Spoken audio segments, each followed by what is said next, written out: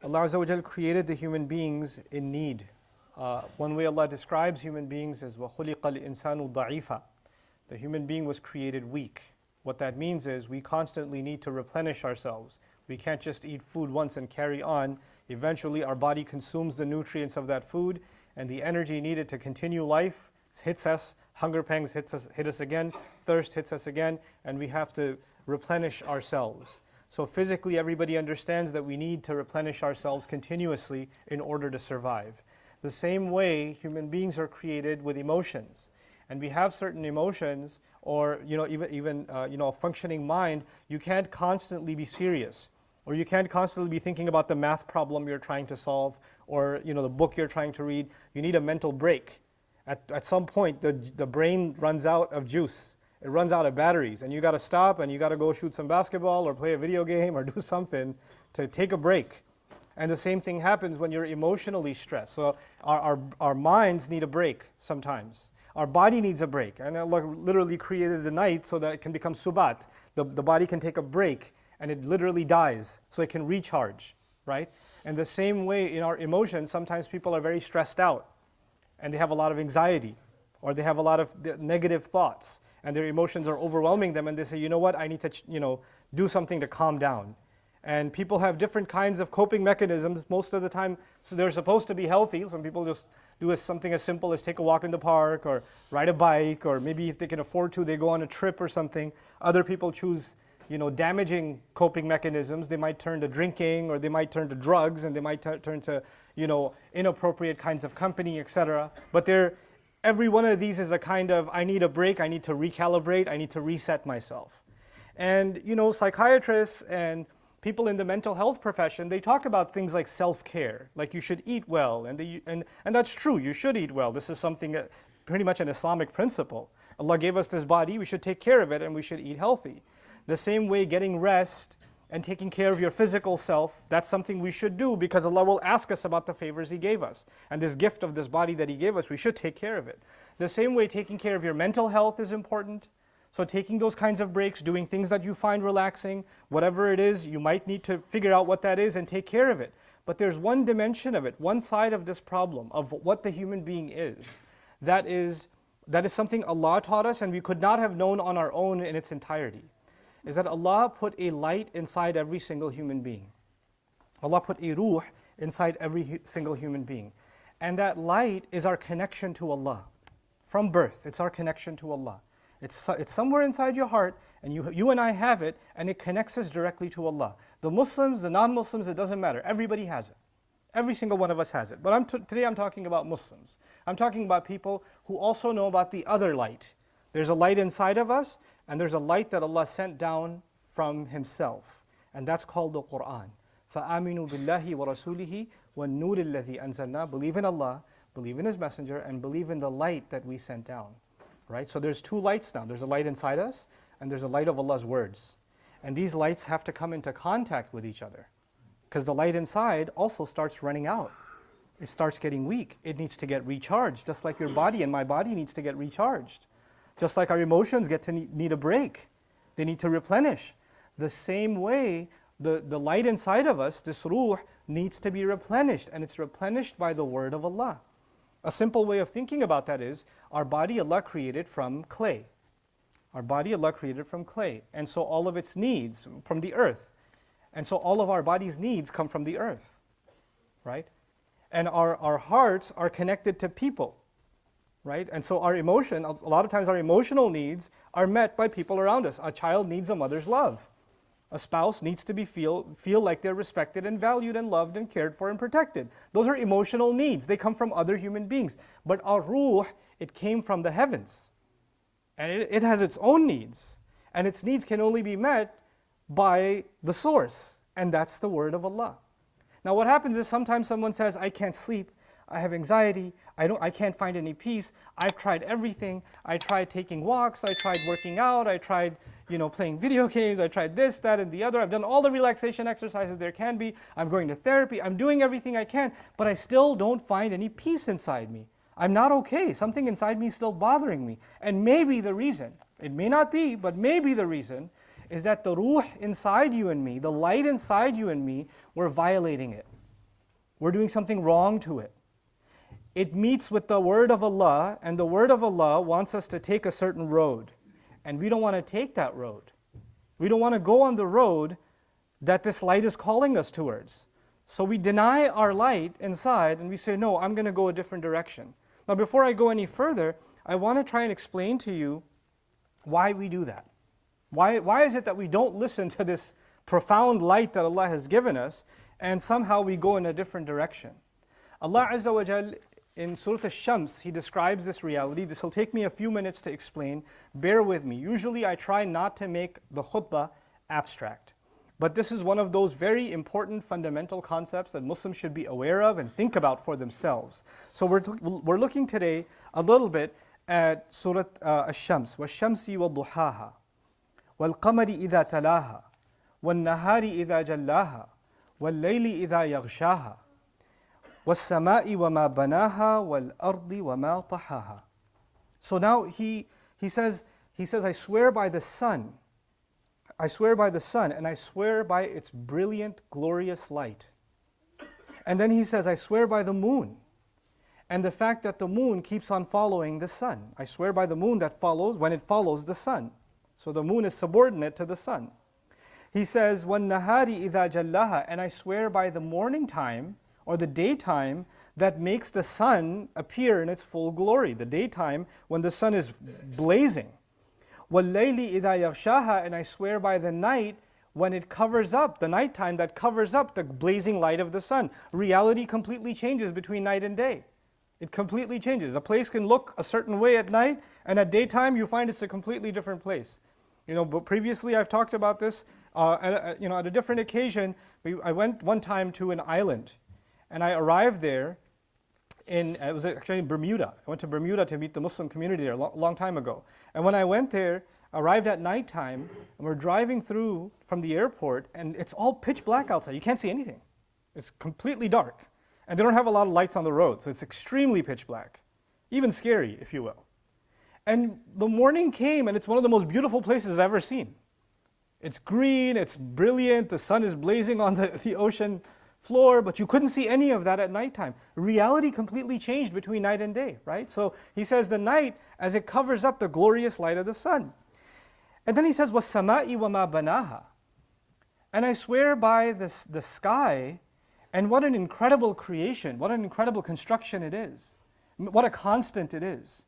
وَالْأَرْضِ وَمَا طَحَاهَا, and the earth as it's been leveled out, and how incredibly it's been leveled out. Now, these analogies that Allah is giving, these images that Allah is describing, first He described the sun, then He described the moon, then He described the night, and then He described, or the day and then the night, and then the sky and then the earth, right?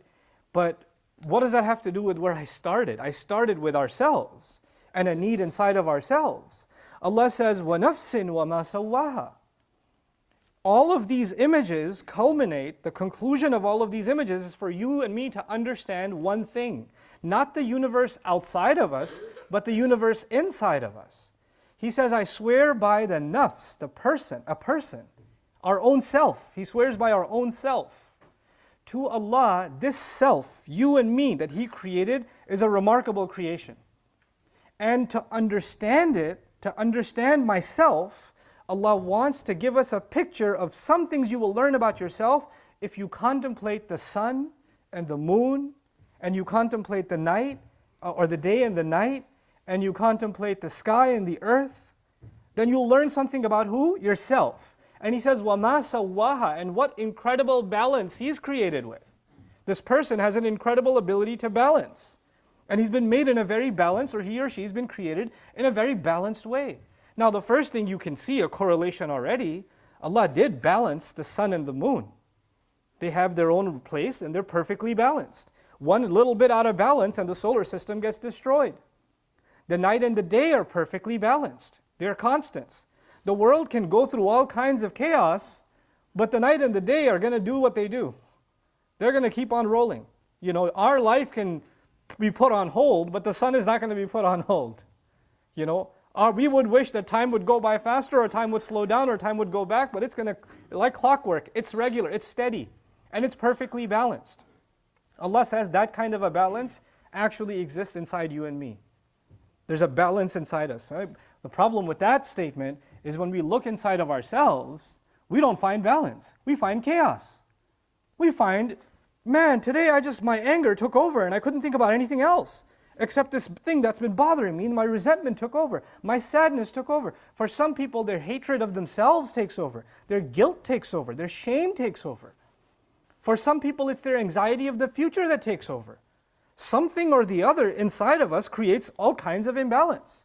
Some people just say, I gotta think about work. I can't think about anything else. And they're ignoring all kinds of things they should be worried about, and their life is out of balance. Some people are just, I don't want to think about my problems, and they keep eating cheese doodles, and they're destroying their body and their mind. And their life is out of balance. And Allah says He made you and me with an incredible precision of balance. And then He described it. He said, فَأَلْهَمَهَا فُجُورَهَا وَتَقْوَاهَا. He said He inspired it. Now common translations say that He inspired this person, each and every one of us. He put inside of us its own fujur and its own taqwa. They translate this as sinfulness and piousness. Sinfulness, and because fajr is a sinner in Arabic. But the word fujur actually comes from fajr. And fajr originally actually means explosion. Explosion. And when rocks burst and waterfalls come out, فَانْفَجَرَتْ مِنْ هُثْنَةَ عَشْرَةَ عَيْنًا. 12 springs exploded out of the boulder. Infijar was used. When the sky is going to explode on Judgment Day, infajarat. إِذَا السَّمَاءُ انْفَجَرَتْ. So the idea of fujur is actually a kind of explosion. And by the way, if you go to the beginning, the sun in the daytime is exploding with light. It's a brilliant, aggressive being that God created, that Allah created, this sun, that is constantly exploding. And by the way, scientifically, there are constantly explosions happening in the sun. There are constantly explosions happening on the sun. And it comes out in its full glory, just bursting. What does that have to do with you and me? Allah says, Allah put impulses inside us, feelings inside us that want to explode. You're having a conversation with someone, and they say something, and you have a great response inside you. You've got a nuclear war response ready to put them in their place. And it's right there ready to what? Explode. Allah says He inspired the human being with the ability to be impulsive with their feelings, like animals have. Animals feel threatened and they attack. They don't think about it, they just attack. Animals feel an urge and they do. Animals feel hungry and they eat. Human beings have some of the same mechanisms. We want to act immediately. Impulsively. كَلَّا بَلْ تُحِبُّونَ الْعَاجِلَةِ. You love to rush into things. We're impulsive. And so Allah says He put inside us these very powerful emotions and these powerful impulses that want to explode inside us. We just want to do it. We just want to feel better. We just want to act it out. Once it comes, it takes over and you're not even yourself anymore. And it's not even about one emotion. I gave the example of anger, but it's not just about anger. It could be about lust, it could be about greed, it could be about fear, it could be about anger, it could be any number of these emotions that can become impulsive and you can't control them. And then Allah says, وَتَقْوَاهَا. And He inspired each of us with the ability to protect ourselves from our impulses. He gave us both. He gave us the accelerator and He gave us the brakes. And He gave us both. And you kind of need both, don't you? Because without the accelerator, the car doesn't move. And without the brakes, you're not going to be able to stop. You're going to crash into something. What Allah is telling us is every one of our emotions is actually something that's needed. That's needed. But if you don't stop and protect yourself from letting it overrun you, then it's going to become an explosion. It's an explosive power. And you have to control it. And so Allah gave human beings the ability to measure and control and protect themselves from their own selves.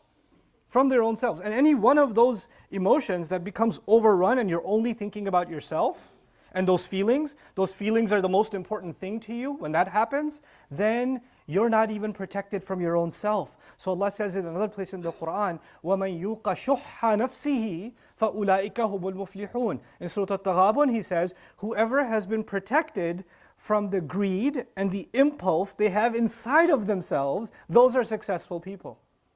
Those are the successful people. What I'm saying to you is, let's talk about some of these emotions now, some of these impulses that Allah put inside of us. And now I'm not talking about the animal ones, you understand those already. But some of the ones that make human beings unique, not like birds, not like camels, not like, lions. We have some unique impulses inside us that other animals don't have. The desire to mate, or the desire to have a safe home, or the desire to protect, or the desire to mark your territory, we share that with other creatures.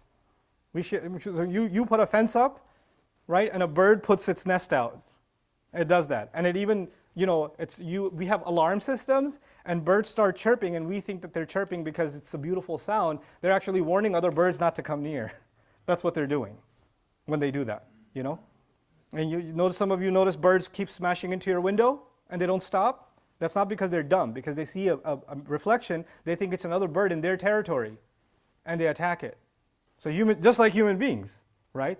Umamun amthalukum, Quran says. We have things in common with them. But what are some impulses that are unique to us, that we have, that animals don't have? For example, the need to be heard. The need to be heard. Like, I'm not talking about, did you hear what I'm saying? Sometimes you're talking to somebody and you're explaining yourself and they're like, and you're like, you're not hearing what I'm saying. You're not listening to me.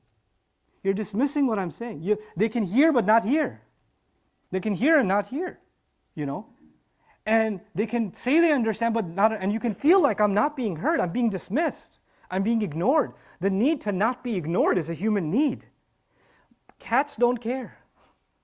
Birds don't care. But human beings care when they feel like they're not being heard. Like when you're talking to somebody and they don't even look up from their phone, you feel dismissed, But a dog doesn't mind. You have a problem with that. We have a need to belong. We have a need to feel like we're accepted. We have a need to feel not judged, We have a need to not be reminded of our mistakes. A need to feel safe, not just physically safe, emotionally safe. We have these different emotional needs inside of us that are met by the people around us, or they're supposed to be. Like a child is supposed to feel safest with their mother, for example, right? Or the spouses are supposed to feel safe with each other. Spouses are called clothing for each other. You know why they're called clothing for each other? Because when you wear your clothes, nothing about you is hidden from your clothes. Your clothes touch everything. Your clothes know everything. They know all the secrets. Because there's a part of them that faces outside, but there's a part of them that faces inside. And so the clothes know the ugly. The clothes know the good. The clothes know everything. No, there's nothing hidden. And for a spouse to share everything with their spouse is a scary thing, because you're letting somebody into your very inner self. And sometimes what happens when you share something and later on in an argument they bring it up to shame you or to attack you, you start questioning whether I should have opened up. Now these needs that I mentioned, the need to feel safe, the need to find a confidant, the need to have someone to talk to, the need to be heard, the need to feel loved, the need to feel protected. These are necessary needs, not just physical ones, but emotional ones. When these needs are not met, now let's talk about that scenario, when these needs are not met.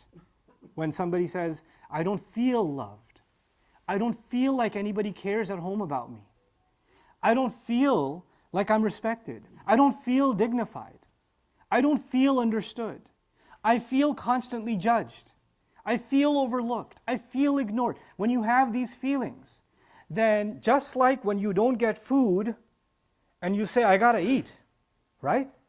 You don't have food, you gotta eat. When you don't have rest, you gotta go to sleep. Your body's tired, you gotta go to sleep. When these needs are not met, you and I try to find something, human beings try to find something to fill in that gap, to feed that void. And when we're about to feed that void, then comes Allah's light. Because Allah says, you can feed this light, but here's the way you should, and here's the way you shouldn't. Okay? Because whenever you say, I don't feel like anybody in my family listens to me, I need to find somebody to talk to. There's a halal way to find somebody to talk to, and there's a very haram way to find somebody to talk to. There's a dark road you can go. And Allah's light will come inside you before you accept the message, and before you write back, or before you make a call, and it's going to say, that's not a right way to go. That's not good. And you say, don't talk to me right now. I just need someone to talk to. I need an escape. You understand? So that what's going to happen inside you is these feelings, these emotions that are very powerful because they're explosive, remember? They're explosive. But Allah put that light inside us so we can protect ourselves from those explosions. That's what He gave us. But the thing is, when that struggle happens inside you and me, where we're trying to follow this light that Allah has given us, and every one of us has it, every one of us feels it. There's something, and by the way, the imagery, I didn't even go deep into it, the imagery of the night, the dark, there's no light. But even then, the moon is still a little bit there. Sometimes you're in a terrible, dark environment. There's people around you that don't care about what Allah says. There's no light around you, but somewhere inside you, the sun is still reflecting. Something in you still says, this is dark. I gotta go find the light again. I gotta go towards the light again. You have to, that's a struggle you and I have to have inside of ourselves. But what happens when this is a very brave thing to do, what happens when a person decides, and I know I'm taking over my time, I'll take 2 minutes and I'll be done, inshallah. What happens when a person decides they're going to be brave and they're going to overcome these explosive feelings? They're no small thing. They're going to overcome these explosive feelings and they're going to go towards Allah's light anyway. They're going to follow Allah's light. And that means they might have to feel like, if I follow Allah's way, I might lose this person. People might not be happy with me. How am I going to fulfill all these emotional needs if I follow Allah's way? Allah's way doesn't look like it's going to give me gratification. These other ways are giving me instant gratification. That's what Shaytan wants. Shaytan says, follow my way and I'll fill those holes for you right now. And Allah says, follow my way, and you may not feel it right now, but I'm telling you this is what's good for you, and I will fill them for you. Because Allah didn't give us these needs to not fulfill them. But He wants us to fulfill them in a way that's blessed, not a way that's cursed. Even if you feel good right now, it's going to bring ruin to your life down the road. Don't do that to yourself. I shouldn't do that to myself. Find the road that's going to bring more and more light into your life. So when we do that, what happens? Then finally, what I started with, people feel like they're not calm. Remember? They go running and jogging and working out and listening to music or playing video games, and they still don't feel calm inside because their light is crying, saying, what are you doing? Allah says, Ya ayyatuha nafsul mutma'inna. The self that is finally calm. Let me talk to you. Irji'i ila rabbiki. Come back to your master. Meaning, come back to this light. How does a person find calmness? When they come back to Allah. When they come back, you have to ask yourself, I have to ask myself, what is it in my life that this ayah means? What is coming back to Allah means for you is different from what it means for me. Your story is different than mine. Inna sa'yakum la shatta. Your struggles and your efforts are all over the place. Every one of you has your own story. What does it mean for you to come back and find calm in the company of Allah? Radiyatan mardiyah. This is the formula. Listen to this carefully. How do you know you're coming back to Allah? One, you know that you are content with whatever Allah does. You're no longer worried that you're going to lose something or there's going to be a void inside you. You're completely trusting Allah that He'll take care of it. He'll take care of it. The one who gave you these feelings knows how to take care of these feelings. You're radi with Him. And mardiyah, and you're making sure whatever you're doing, He's happy with you. Two, you're happy with Him, but also you're making sure that every step you take, you can say to yourself, this step I took, maybe other people were upset, but I know Allah is happy with me. When you can take those steps, then you have calm in your life. Then there could be chaos outside in the world, and inside the earthquake stopped. You're completely tranquil. Then He says, فَادْخُلِي فِي عِبَادِي. Enter into the company of my slaves, which is a description, it's remarkable. He didn't say, فَادْخُلِي جَنَّتِي وَادْخُلِي عِبَادِي. فَادْخُلِي فِي عِبَادِي. Meaning, enter heaven, come into heaven, and then enter the company of my slaves. Because once you go into heaven, then you meet people. But Allah in this ayah did something else. He said something even more remarkable. I want you to be ranked among those who enslaved themselves to me. They gave themselves to me. And when you do that, then you know what Jannah is. There's not just the Jannah of the Akhirah. That's there in these ayat too. But there's a Jannah here too. And that Jannah happens, that calm, and there's no concern left. That tranquility happens when you and I decide that we want to be Allah's slaves no matter what. Our loyalties are not even to our own emotions. Our loyalties are to Allah. When we can do that inside of ourselves, when we can make that kind of a hijrah, then فَادْخُلِي فِي عِبَادِي وَادْخُلِي جَنَّتِي. Then enter my Jannah. Isn't it? I know I'm taking over I'm so sorry. فَادْخُلِي الْجَنَّةِ. Enter heaven. enter Jannah. No, فَادْخُلِي جَنَّتِي. Enter my Jannah. My Jannah. As if Allah, for these people who turn back to Allah and they follow the path of light, the path of revelation, when they take even steps in that direction, Allah says about them, I'm making a special Jannah for you. I'm making a special Jannah for you. Those are the people we want to become. That's the struggle we want to win. It's a profound thing that Allah has given us between, and these feelings that we have and the struggle to control them and to find that balanced path in between. I pray that Allah gives each and every one of you inside of your heart the strength and the willpower to trust Allah and to follow the way that you know is going to lead to Him being happy with you and you being happy with Him. May Allah Azza wa Jal make us all of those that are radiyatan mardiyah, and make us all of those that are fi ibadihi, that are among His slaves, and enter into His Jannah. Barakallahu li wa lakum fil Qur'an al-Hakim, wa nafa'ani wa iyyakum bil ayati wa dhikr al-Hakim.